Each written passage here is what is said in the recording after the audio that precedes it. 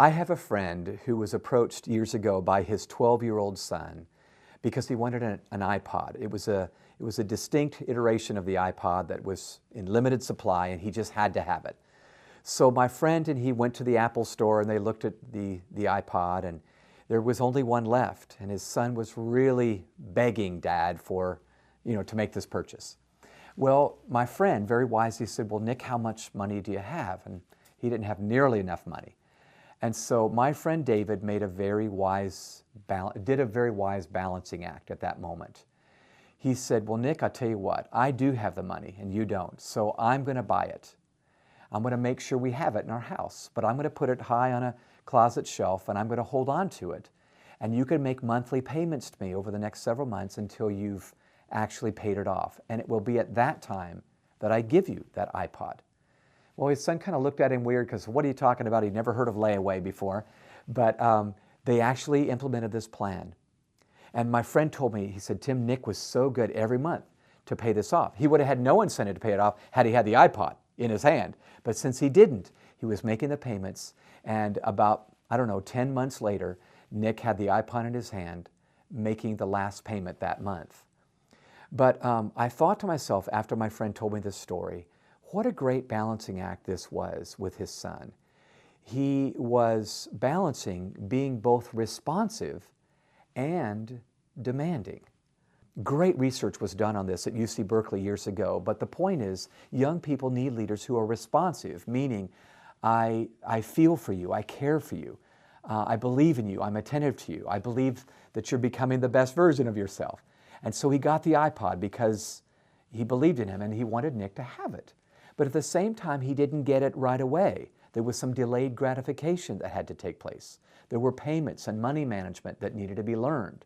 So these two elements, responsive and demanding, were juxtaposed against each other, and it ended up building a great young man out of this kid named Nick. In one of the chapters of this new IY book, I begin to elaborate on this idea of the balancing acts we need to perform with our kids, with our students, with our young employees, with our young athletes. And I believe they need us to be responsive and demanding. Responsive, as I mentioned, to mean I believe in you, I'm attentive to you. Demanding meaning I'm going to hold you accountable to a high standard because I believe you have it in you to meet this high standard. Nothing communicates belief more than those two items. I love you and believe in you, and I'm calling this goodness out of you. Another balancing act along the way that I talk about in this book is the idea that they need from us as adults both autonomy and responsibility. Now, I've talked about this much, and for some of you, I've been on your campus and talked about these two ideas. But as an adolescent and a 20-something moves upward in their own maturation, they're going to want increasing levels of autonomy. It's natural and normal. In fact, if you're a parent, you just need to know it's normal for them to want to spread their wings and have more time away from you. Okay? In fact, I would be concerned if they didn't want more time away from you as they became young adults. The problem is, very often we've given high levels of autonomy. We didn't want to be uncool, so we gave them the freedom they wanted, but we didn't couple it with responsibility. I believe these two need to be proportionately given, equal doses all the time. When they want autonomy, you give them something that represents responsibility. Otherwise, if we don't give responsibility, frankly, we produce brats when they're 25 or 30 years old. They've had all that they've ever wanted and they don't have to be responsible for it. So I have come to believe that over the years, helping someone, a young person, move from puberty and adolescence into adulthood is going to feel a lot like teaching a child to ride a bike. I want you to think about this for a minute. My guess is many of you watching this have taught your own child to ride a bike. If you remember, the very beginning stage is pretty foolproof.